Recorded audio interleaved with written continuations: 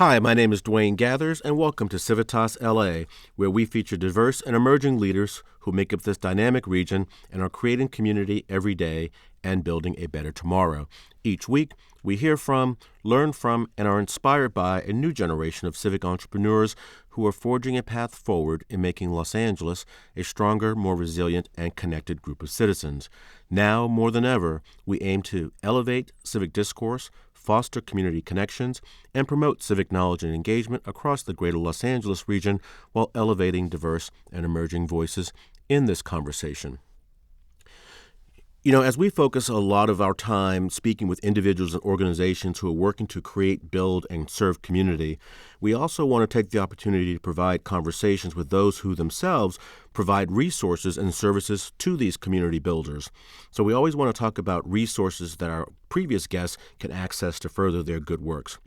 With a fair number of our conversations so far being with nonprofit community leaders, we wanted to have this episode where we consider the state of the nonprofit sector overall and in our region, discuss the challenges faced by this important sector of our economy due to COVID and ensuing economic downturn, and consider what opportunities may have surfaced or are evolving within our nonprofit sector. In Los Angeles County alone, there are over 35,000 such nonprofits. So with us today calling in, I'm really pleased to have with us longtime nonprofit management leader, Maura Harrington, Senior Vice President of the Center for Nonprofit Management based in downtown Los Angeles, here to discuss these issues and share their work in building community capacity. Maura, thank you for calling in today. Welcome to Civitas LA. Thank you, Dwayne. It's a pleasure and an honor to be with you today. Well, we appreciate you being here, and Happy New Year since it's still early January. Maura, we listen to our audience, and last year we used to do these lightning round questions at the end of our episodes. So now, as we begin this year, we're starting out warming up our guests with a few lightning round questions to get a sense of your Los Angeles, as this is a podcast featuring civic leaders like yourself who navigate our greater LA region. So if you don't mind, to start with a few warm-up questions. Absolutely. Go for it.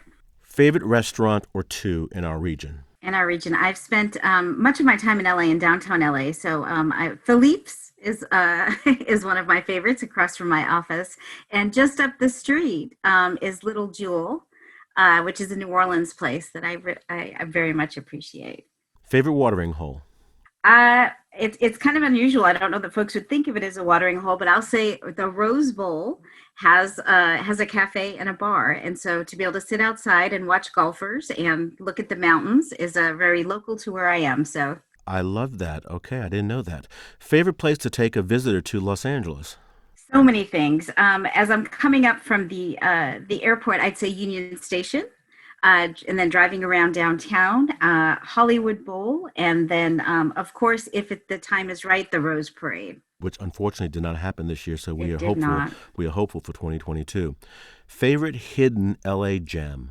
Oh, that is a tough one. I think I might repeat myself a little bit. I really appreciate the architecture and the allure of Union Station and some of our older architectural wonders that we have. Everyone loves getting outdoors in Los Angeles, so what is your favorite park or your best hike? I'm going to go for two there. I think because of convenience, I love walking around the Rose Bowl. It's easy Okay. for us, accessible. But Eaton Canyon is one of the ones that we like to hike. And where's Eaton Canyon? It's over on the eastern side of Pasadena. Okay, something new to learn here. I hmm appreciate that. hmm Favorite street food?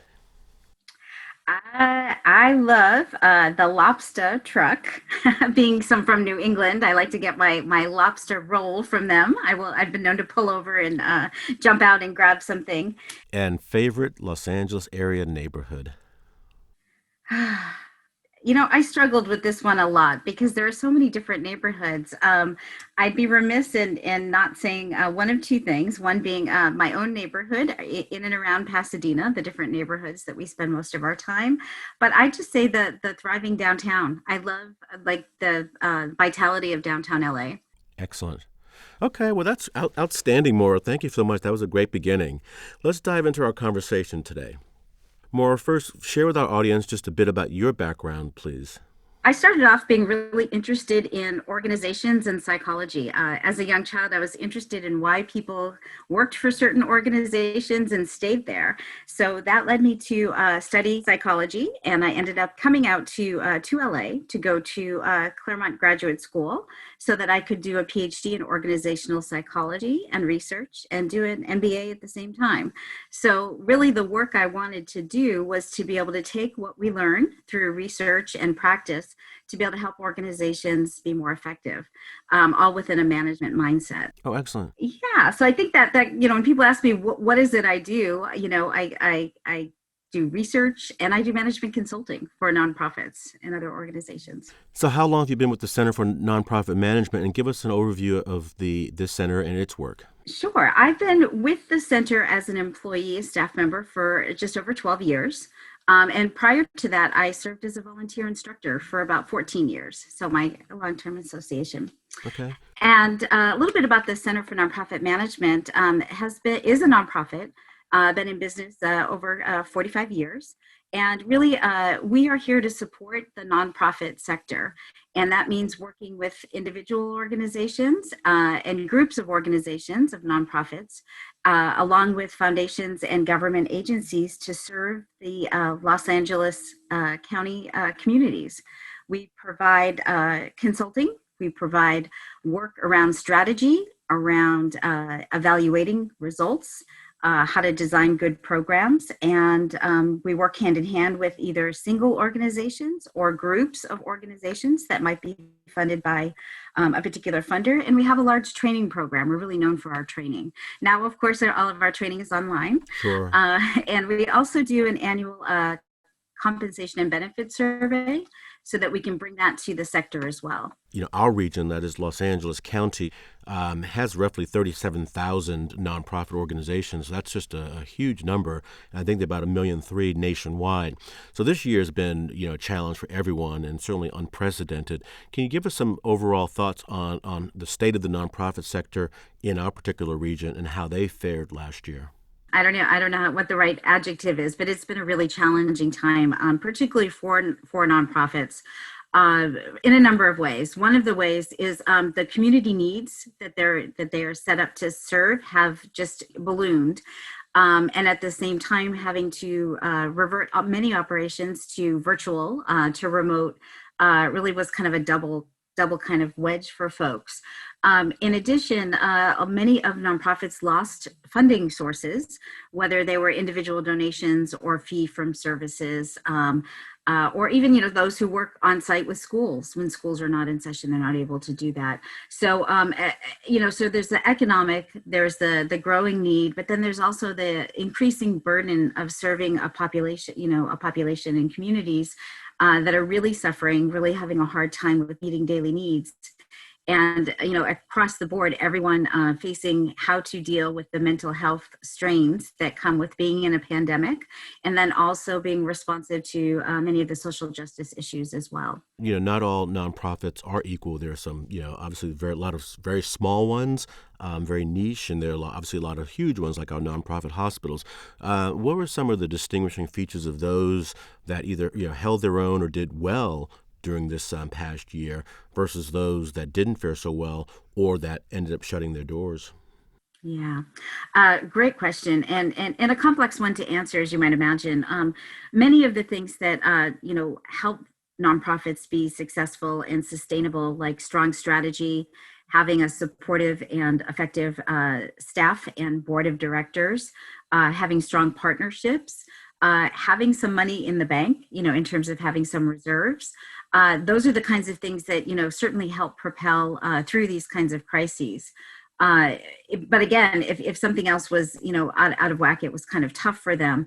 The ability to be adaptable, flexible, and to be able to pivot to respond to some changing needs, changing priorities, and also changing ways in which they had to deploy staff. Those who had to go remote, those who had to do different, use different strategies for outreach and service. And another thing I'd add to is those that also were prepared and responsive to staff needs. The strain, as I mentioned, on staff, the new HR needs really called for a different type of HR practice in providing different supports for staff, either for some of their personal and or professional challenges and strains that come, working in a pandemic and all the other things. Hmm. Those who probably did less well were those who perhaps didn't have some of those things I mentioned, didn't have strategy, didn't have some partnerships. But I will say that we have been noticing those that were struggling before still struggled. And probably were more at risk. And then there's some individual ones where services funders either retracted funding or weren't seen as necessary, and a lot of those things were completely out of their control. Sure. And that, ties into a blog post that I think I shared with you earlier from Candid, which had a post back in the summer of last year posing the question, how many nonprofits will actually shut their doors? So I'm wondering, what do we experience here on the ground in Los Angeles from your knowledge about, how many just, shut their doors, do you think? Or how many will shut their doors, given that we're going to be in this pandemic for, months to come still? Right, with no end in sight. Well, one of the things I should also mention is that we collect data, we collect information, we do a survey on a fairly regular basis to assess, sort of get a snapshot of the nonprofit sector here in Hmm. Los Angeles. And the first time we did it, we had about 20% of those who responded to the survey said that they were predicting that they would have to close their doors. And many others were saying that they were going to have to close down or scale down some programs. So for some, and we don't have the exact numbers yet, we're still waiting. We do expect that folks, some have had to scale back and or consider how they can continue their services, but maybe under a different structure, perhaps a partnership. What trends do you see coming out of this past year going into this coming year, 2021? Some of the trends that we're seeing is looking at budgeting a little bit differently. Folks are having to do strategic planning and budgeting in much smaller increments. Rather than looking at a 5-year timeline or even a 3-year timeline, looking where they can flex and be able to take advantage of new opportunities and also kind of weather any other challenges they might have. Part of that also relates to partnerships, being able to collaborate perhaps in different ways and in new ways. And we see that folks are more willing to think of different ways of maybe co-locating, maybe offering services in a different way in partnership, and maybe even mingling some of their budget and some of their fundraising together. Another thing that we're seeing is HR practices are changing. The remote workplace has opened up new opportunities in how teams work together, and whether or not everyone will go back on site, as the rest of the world is also going to be looking at it, is another option as well. Many organizations are now trying to look at how they're going to incorporate a lot of the diversity, equity, and inclusion concerns, issues, practices internally within their own organizations, as well as they interact with other organizations and with the communities. So I think that will also bear largely on hiring practices, how teams are working together, and then also other HR practices. No, I appreciate that, and I know we touched on that very subject in an early episode with Chris Essel from the of SoCal Grantmakers. I'm curious. You talked about how more collaboration among some of the nonprofits, and we talked about this in the context of how many went out of business. I think we had this discussion back after the recession in 2008 and '09 that are there too many certain nonprofits and certain subcategories, shall we say, and should there not be some consolidation of the work in particular sectors or certain geographies of the region? What do you see happening in that discussion?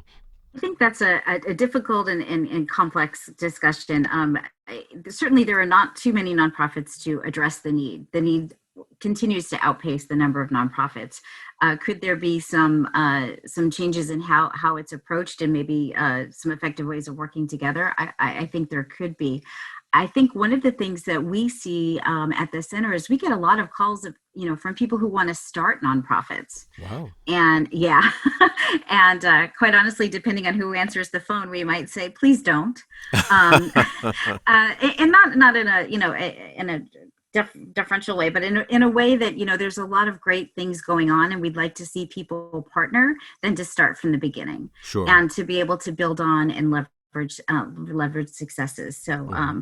the too many nonprofits, it's really about how are we meeting the needs of the communities? Are the nonprofits in the areas that need them, and are they providing the services that are most needed and most effective to address the concerns? Sure. If I could add one more thing, which relates to our last question, is another thing that nonprofits are really seeing is what their role is in addressing issues related to the community. And by that, I mean, many of these nonprofits are set up to provide services in relation to a community need. The overarching question now is, should some of these organizations also be involved in some of the social justice concerns? Should they be involved to the extent they can under their tax designation in advocacy? Okay. And what I've seen in just a call today is organizations coming together, being able to pivot quickly to address the need for some, to distribute food, and also to press for funding for that. And so kind of going outside the comfort zone of doing what's been done before, but looking for new ways to do it. Sure. Well, you talked about these individuals who may be calling on you to consider starting a nonprofit, and you've talked about the work that you do with nonprofits across the region. Share with us the programs and services that you all offer as an organization. What are some of the key program areas, and who do you serve, and how do you go about serving them? One of the things I think I mentioned, that we've been known for a long time to provide training and education and learning programs.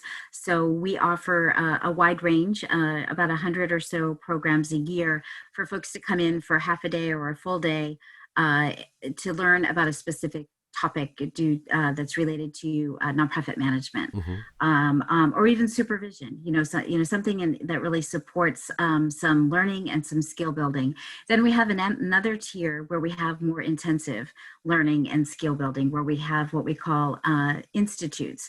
We may have a 2 or 3 day, up to 5 day learning program that could be around the use of data, evaluation in your nonprofit, board governance, supervising. We call it supervising for success. Okay. Also cultural diversity. And then another one that you and I have talked about a bit is our leadership programs. We have 6-month leadership programs that either cover nonprofit management fundamentals, how to run a nonprofit, how to work with a board, and then we have another set of programs that really talk about being a leader. Being a leader in terms of being an executive director, CEO of a nonprofit, and being a leader for the community. Another thing that I don't think I mentioned as much as we also convene folks. We spend time bringing together thought leaders, and also individuals and subsectors across Los Angeles to talk about different issues and formulate some plans. We have an annual conference that we bring folks together for, and then we're also sometimes called upon by a funder or an organization to facilitate a conversation, or maybe provide some support to folks who don't always work together. Well, the Center for Nonprofit Management, as you stated from the beginning, is itself a nonprofit organization. So how have you all adapted this year, and how do you see the work of CNM evolving this coming year? We had to pause for a moment, and because a lot of our work is with some individual clients or groups of clients, we had to stop for a moment and talk to folks and listen, and really understand what their ability to focus perhaps on a particular planning effort, or training effort would be, and negotiate timelines and ways through Zoom mostly to be able to continue some work. We also went into a very responsive nature, and we set up a COVID response page where we collected information from government agencies and others to provide a resource list. We then also, and I think this is where we really saw some incredible movement, is we started offering dialogue sessions. We called them lunch and learns every Friday to provide either some information about how to apply for some of the loans that were available, how to talk about some of the issues and concerns about the pandemic and other things. And so these weekly offered for free discussions and dialogues were really well received. And then, of course, we have a helpline. I'd be remiss in mentioning that we have a helpline that is supported, that we field calls about all of those things, about organizational, either training needs, supports, or pandemic needs. Maura, can you share with us right here now what that helpline number is for our audience and our listeners and our guests? So the best way to reach CNM's resources is to go onto our website at www.cnmsocal.org, and you can ask a direct question, and you can also find something called the Nonprofit Answer Guide, which may address many of the questions you might have. And then you're also welcome to call our Nonprofit Answer hotline at 213-266-8488. Excellent. So, Maura, this podcast was started with very, very purposeful intention about featuring diverse and emerging leaders who make up this dynamic region, which we repeat every opening. And we focus on those who are affirmatively showing up and doing the hard work of building community. And I know that's a core function of CNM. So speak to us specifically about the work of CNM around building community and building capacity, particularly for a lot of smaller nonprofits that are really at the ground level of serving their respective communities. A lot of our work, as I mentioned, is responsive, and some of the ways that we're able to support that is through some funding through our county and city that supports arts grantees. So some of those small arts organizations are able to apply for scholarships for some of the work. In addition, we have been working with First Five Los Angeles to outreach to many of their regions in which they have something called Best Start. And Maura, let me stop you there because for those listeners who may be international or not in the region, can you explain what First Five is? Sure, absolutely. First Five is a publicly funded organization funded through something that was called Prop 10, which is a tax on cigarettes.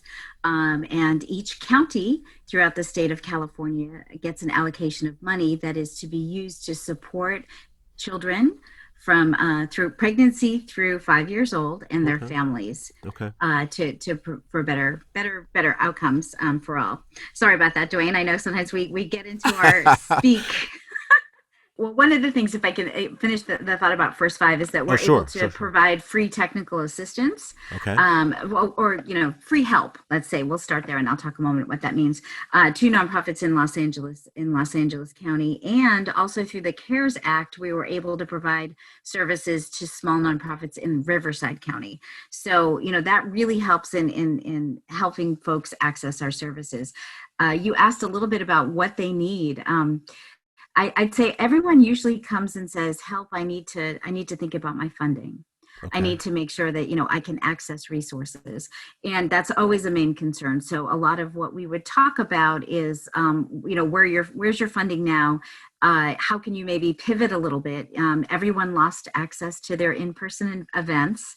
What could they do online? How could they do that? Looking at their programs and maybe making decisions about what they weren't doing.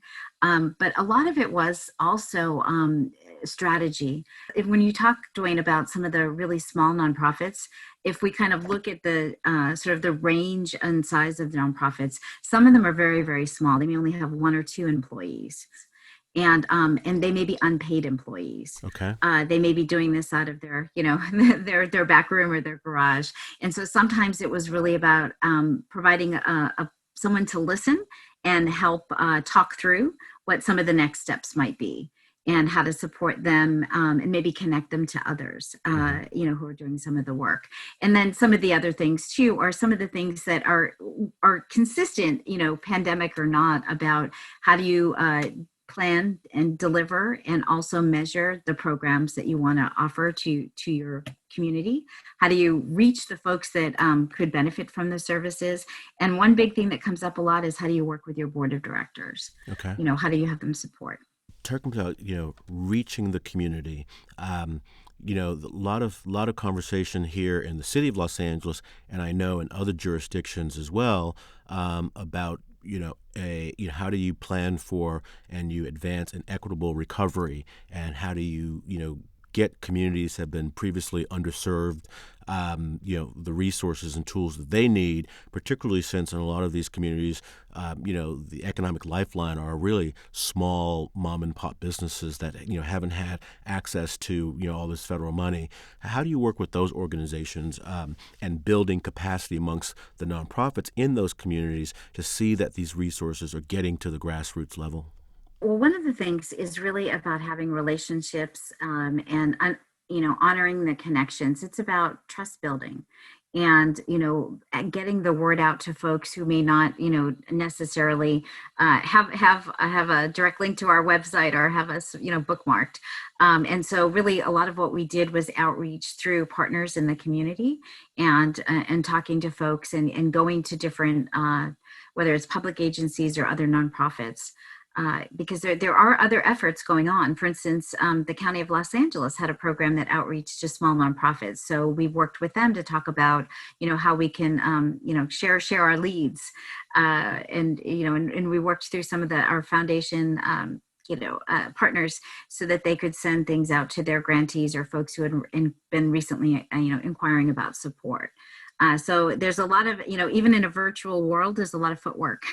Sure, and again, I think as government budgets are still so negatively impacted by COVID and reduced resources, a number of these nonprofits are funded through government grants. So it's going to be really tricky in terms of how they continue on their work, but it's going to be even more important. Certainly building capacity at the community level is one key goal for your organization. Talk to us about your leadership development programs, and particularly, I believe you had a new initiative called the Community Leadership Development Program that just kicked off in South Los Angeles and the Antelope Valley. Can you speak to that? Absolutely. It really exciting. And so that the community leadership development program is a newer one, as you said, and it's a leadership program that we're focusing efforts on two cohorts, one in South Los Angeles and one in Antelope Valley. And we it builds off of actually a program that was started in about 2008, when the center was given some money to do some research and development into looking into the pipeline for those who wanted to advance into leadership positions, and eventually perhaps even the executive director position, to build a more diverse pipeline. And so the program, we kind of morph it a little bit every year, is based on a 6-month sort of trajectory where a cohort comes together, learns about leadership, learns about running nonprofits, learns about all the things that go into the various things about being successful in the nonprofit world, and then they get lots of homework, and then they also get a coach, and they get to work through a project. So we're really excited about that, after being able to do that and really support smaller organizations to be able to take on a leadership program that perhaps they sometimes wouldn't be able to. No, that's great. And earlier last year, or as we launched Civitas LA, we were really pleased to launch a 4-part series, focusing on nonprofit leaders in and across South Los Angeles. How did you determine that geography in the Antelope Valley, and are you looking at other potential locations to expand on this initiative? Great question. Part of this came out of some of the feedback that we've gotten from partners in each of those two communities, and for different reasons. With Antelope Valley, the accessibility, particularly to any capacity building services, also having geographic challenges. And also, in some places, a dearth of nonprofits was really one of the reasons why that was of interest. And one thing I should mention, what's really great about this program is that the completion, each of the graduates gets a nice stipend to reflect the investment of their own time that they put into it. Terrific.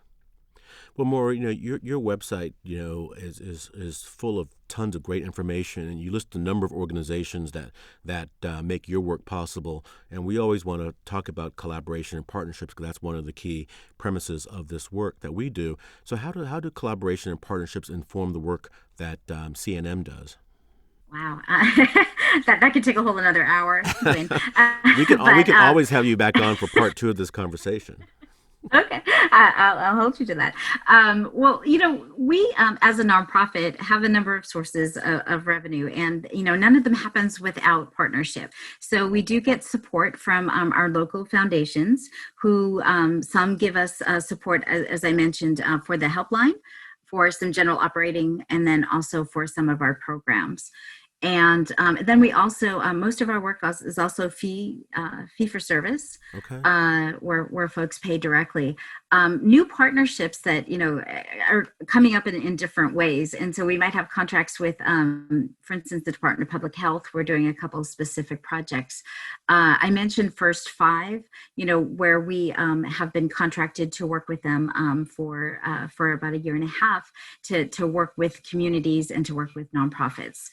And then finally, something that we've worked with quite a bit is Kaiser Permanente, where they Okay. wanted to support some grantees, and we are providing technical assistance to a group of nonprofits, big and small, who are involved in mental health for different communities. Oh, excellent. Obviously, a huge challenge. Yeah, a huge challenge and been growing for a long time. And so part of that emanates out of, we do a lot of data collection in terms of needs assessments in communities to look at, what are the biggest issues for families and communities, whether they're health issues, whether they're environmental health issues, economic and the like. And so by using that data and facilitating conversations, looking at different strategic initiatives to be able to do that is how some of these things came about. Well, that sounds like a great new initiative. So, hopefully 2020 wasn't all so terribly awful. Are there any success stories or successful new initiatives that came out of the past year that you're particularly excited about advancing in this coming year? Well, some things were, of course, in development, but the one that you and I just spoke about, the Community Leadership Development Program, really came out, in somewhat of a response to some of the stressors of the pandemic and other things, and economic challenges. Some other things that we have seen that we're really excited about is new folks coming to us to say, how can we help? And maybe help underwrite, as I mentioned, some of those lunch and learn dialogues, and also new efforts. One thing I don't think I mentioned with you yet is an effort that we are working on with the County of Los Angeles that is funded by foundations to look at economic recovery. Okay. And so we are chairing an economic, let me make sure if I get the acronym correctly, Economic Recovery Task Force that brings nonprofits to the table to discussions that the county is having about how to push forward a recovery agenda. And so that's really exciting because that really talks about some policies and addresses some of the struggles that nonprofits have in contracting with county agencies, Okay. perhaps because of their size and their systems. Gotcha. So really exciting. So give us a view of the future. What lies ahead for the nonprofit sector in our particular region for this coming year? What are a couple of things that you're looking out for? My crystal ball. um, I think the most difficult thing, quite honestly, is that we don't know what the next step is going to be when. We don't know when things are going to change. I think that there will be a time of exhaustion. One of the things that we are really hearing and seeing is that the length of the crises is having such a deep effect on everyone that some nonprofits have had to, kind of rev it up to the highest gear and keep it there for now almost a year. And so to think about the cumulative wear and tear Sure. on not only communities, but those who work directly with them, I think that there's going to be a moment where folks are going to have to kind of say, how do we build back up, and how do we support those who need a rest, Yep. and including healthcare workers, of course, but we're talking about mostly nonprofit providers. I'd say that this is the time that we are seeing lots of our clients and partners saying, if not now, then when? Sure. In terms of making changes in service models, in relationships, in how they govern themselves. And I think that's going to have implications for who stays in their jobs, who takes up the helms. We know that, for instance, there is going to be a large transition of baby boomers who will be retiring, and thinking about who's going to take over some of those jobs, and really looking at how nonprofits are structured, and raising good questions about maybe if something could be done differently internally, structurally, in terms of operations, and also in terms of who's hired, and how individuals who work for nonprofits are supported for their professional as well as their personal lives. No, excellent. Well, Maura, a number of our previous guests have themselves are themselves nonprofit community leaders throughout our region. How can we engage them to leverage the services that you offer? How can others learn about the work that you do? And can you highlight any key events coming up that we can share with our listeners? Absolutely. I mean, I think one of the things is, we're getting lots of information in from lots of a variety of sources. So one thing is to go onto our website and sign up for our e-blasts, where we send out information every week that points out where nonprofits, foundations, and those in the for-profit sector can also get involved. I think that's really important. One big event is coming up in May 11th, is we are having a conference. And this is a conference that I believe we're going into our 10th year, where we bring, as we like to say, lots of smart people, experienced people together to talk about, not just talk about the issues, but start to work towards solutions. So that will be on an online platform. We're really excited about some of the new technologies that we're going to bring to that. So I'll leave that there. But I would also suggest that, nonprofit or not nonprofit, for those folks who are involved in volunteer work, either as a volunteer to help services or to be part of a board of directors, you can always call us, and we can, push you towards other resources and other areas for growth. Well, that's great, and we will certainly, obviously have your email information, your web information in the show notes for our that will go online and on the podcast platform. But please do send us any flyers, information about the conference, and we'd be happy to share that with our previous guests and with our audience. That would be wonderful. We appreciate your support, Dwayne. Thank you. Well, Maura, this has been a great conversation. We're really excited to learn about the work of the Center for Nonprofit Management, and we applaud you and the team that you've assembled to carry out such important work for our region. So you've left us with a lot to think about and act on, and we certainly look forward to supporting your work and promoting what you do and sharing that throughout the region. Maura, you get the last word. Any final thoughts you'd like to share with our audience? Absolutely, Dwayne. I really urge folks to get involved in any way they can, whether it's through funding, through providing service, but also through looking at policies that will better support nonprofits in the communities they serve, and to really think about learning more about the nonprofit sector, which is very large and diverse and often unnoticed in how it supports and provides services that are not provided by others. Sure. So I encourage engagement and learning and awareness.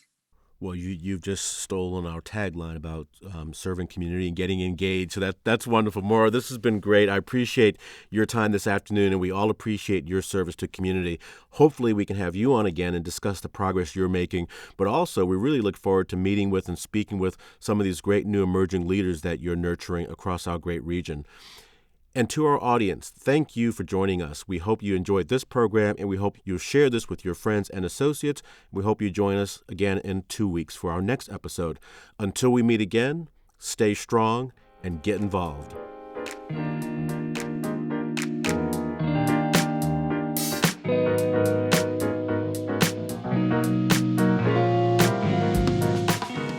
To learn more about Civitas LA and share feedback on this program, or if you have a recommendation about future programs, please visit our website at www.civitasla.com. And if you do have time, we hope you also take our end-of-year listener survey to give us feedback on how we can improve in the year ahead. And also, please connect with us on Facebook at Civitas LA, Instagram at Civitas_LA, and Twitter at Civitas_LA. We appreciate you listening, and we hope you'll share this with others. Stay strong, get involved, and stay safe.